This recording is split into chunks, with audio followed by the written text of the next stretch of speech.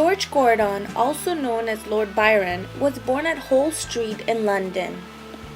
Abandoned by her husband, George's mother, Catherine Gordon, took him to Aberdeen, Scotland, where he attended school and learned to deal with the constant taunts of his fellow schoolboys concerning his physical deformity, a club foot.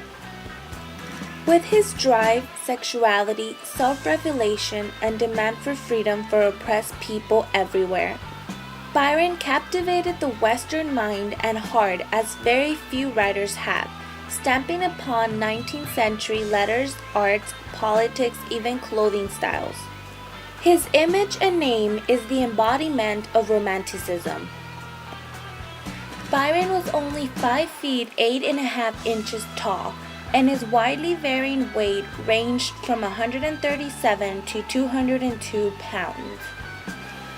He once said that everything he swallowed was instantly converted to tallow and deposited onto his ribs.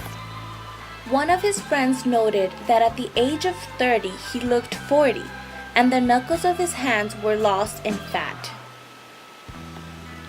In 1803, Byron's first loves included Mary Duff, Margaret Parker, and Mary Shaworth, all 3 of which were his distant cousins. In 1804, he fell in love with his half-sister Augusta. In 1812, Byron embarked on a well-publicized affair with the married Lady Caroline Lamb.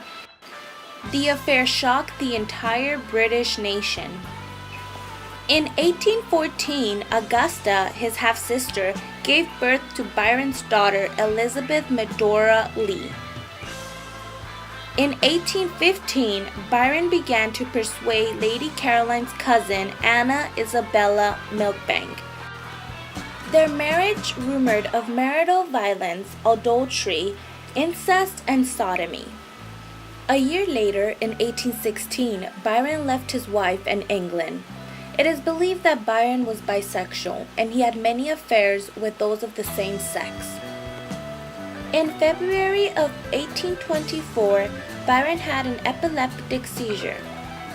2 months later, he was caught in a sudden storm while horseback riding, and he caught a chill from which he never recovered. Byron died on April 19, 1824, having suffered extreme delirium for days. He was never able to read the letters of praise which had arrived from England a few days before, so he never knew that his native country had forgiven, or at least forgotten, his indiscretions.